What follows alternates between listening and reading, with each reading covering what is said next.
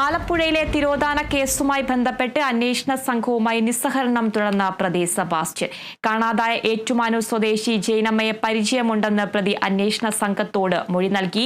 വിവരങ്ങളുമായി അമീഷ പ്രദീപ് ചെയ്യുന്നുണ്ട്. അമീഷ, അന്വേഷണം ഇപ്പോൾ എങ്ങനെയാണ് പുരോഗമിക്കുന്നത്? കണ്ടെത്തിയ മൃതദേഹാവശിഷ്ടങ്ങളുടെ DNA പരിശോധനാ ഫലമടക്കം ഇനി നിർണായകമാണ്. കൂടുതൽ വിവരങ്ങൾ എങ്ങനെയാണ്? നിലവിൽ അന്വേഷണത്തോട് പൂർണ്ണമായും സഹകരിക്കുന്നില്ല.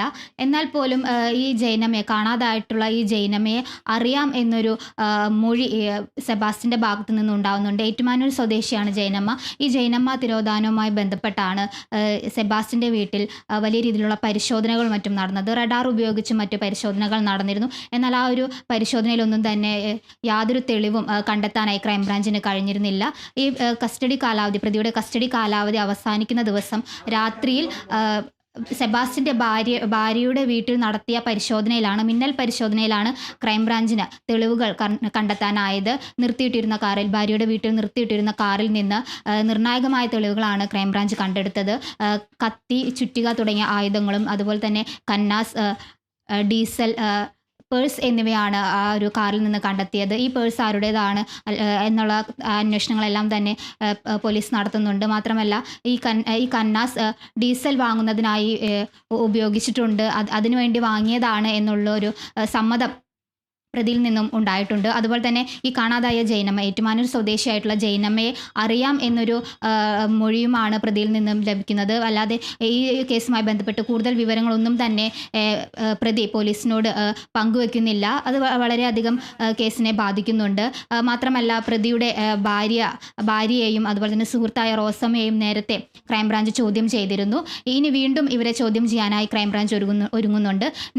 സുഹൃത്തായ റോസമ്മയിൽ നിന്നും വേണ്ടത്ര തെളിവുകളൊന്നും അല്ലെങ്കിൽ കാര്യങ്ങളൊന്നും അറിയാൻ തന്നെ ക്രൈംബ്രാഞ്ചിന് ഇതുവരെ സാധിച്ചിട്ടില്ല. അതുപോലെ തന്നെ ഭാര്യയെ ചോദ്യം ചെയ്തതിൽ നിന്നൊന്നും പ്രത്യേകമായ ഒരു വിവരങ്ങളും ഇതിൽ നിന്നും ലഭിച്ചിട്ടില്ല.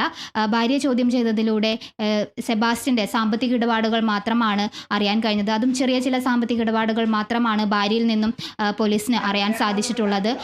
ഇതിനുശേഷം വീണ്ടും ഈ ഭാര്യയെയും അതുപോലെ തന്നെ പ്രതിയുടെ സുഹൃത്ത് റോസമ്മയെയും ചോദ്യം ചെയ്യാനായി പോലീസ് ഒരുങ്ങുന്നുണ്ട്. റോസമ്മയുടെ വീട്ടിലും ഇത്തരത്തിൽ റഡാർ ഉപയോഗിച്ചുള്ള പരിശോധനകളും മറ്റും പോലീസ് നടത്തിയിരുന്നു. എന്നാൽ ആ ഒരു പരിശോധനയിലൊന്നും തന്നെ കണ്ടെത്താനായി പോലീസിന് കഴിഞ്ഞിരുന്നില്ല.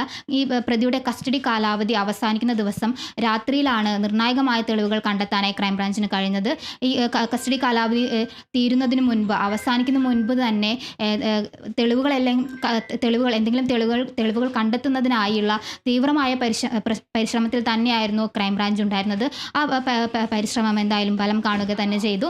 രാത്രിയിൽ തന്നെ ഈ കസ്റ്റഡി കാലാവധി അവസാനിക്കുന്ന അന്ന് രാത്രിയിൽ തന്നെ പോലീസിന് നിർണായകമായ തെളിവുകൾ കണ്ടെത്താൻ കഴിഞ്ഞിട്ടുണ്ട്. ഇനി വരാനുള്ളത് സെബാസ്റ്റിൻ്റെ വീട്ടുവളപ്പിൽ നിന്നും കണ്ടെത്തിയ ഈ അന്വേഷണത്തിൻ്റെ ആദ്യഘട്ടത്തിൽ കണ്ടെത്തിയ അസ്ഥികളുടെ DNA പരിശോധനാ ഫലമാണ് ഇനി വരാനുള്ളത്.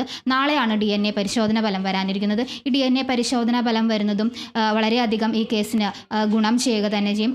മാത്രമല്ല ഈ പ്രതിയായിട്ടുള്ള ഈ സെബാസ്റ്റിൻ്റെ സുഹൃത്തുക്കളെ കേന്ദ്രീകരിച്ചെല്ലാം അന്വേഷണം പുരോഗമിക്കുന്നുണ്ട്. ചില സുഹൃത്തുക്കളെല്ലാം ചേർത്തലയിലുള്ള ഒരു ക്രിമിനൽ പശ്ചാത്തലമുള്ള ഒരു സുഹൃത്ത് ഇത് നിലവിൽ ക്രൈംബ്രാഞ്ചിൻ്റെ നിരീക്ഷണത്തിലാണ്. കോട്ടയം ക്രൈംബ്രാഞ്ചാണ് ഏറ്റുമാനൂർ സ്വദേശിയായിട്ടുള്ള ഈ ജൈനമ്മയുടെ തിരോധാന കേസ് അന്വേഷിക്കുന്നത്. അതുപോലെ തന്നെ കാണാതായിട്ടുള്ള മറ്റുള്ള സ്ത്രീകളുടെ തിരോധാനം അന്വേഷിക്കുന്നത് ആലപ്പുഴയിലാണ്. രണ്ടും വ്യത്യസ്തമായ കേസുകളായിട്ടാണ് നിലവിൽ അന്വേഷണം പുരോഗമിക്കുന്നത്. അന്വേഷണത്തോട് സെബാസ്റ്റ്യൻ പൂർണ്ണമായും സഹകരിക്കുന്നില്ല.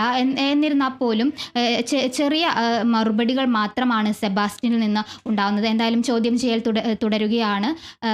അതുപോലെ തന്നെ ഇനി സെബാസ്റ്റ്യൻ്റെ ഭാര്യയെയും സുഹൃത്തായിട്ടുള്ള റോസമ്മയെയും വീണ്ടും വിളിച്ചു വരുത്തി ക്രൈംബ്രാഞ്ച് ചോദ്യം ചെയ്യാൻ ഒരുങ്ങുന്നുണ്ട്. ആതിര. ശരി, അമീഷയാണ് വാർത്തയുടെ വിവരങ്ങൾ നൽകിയത്.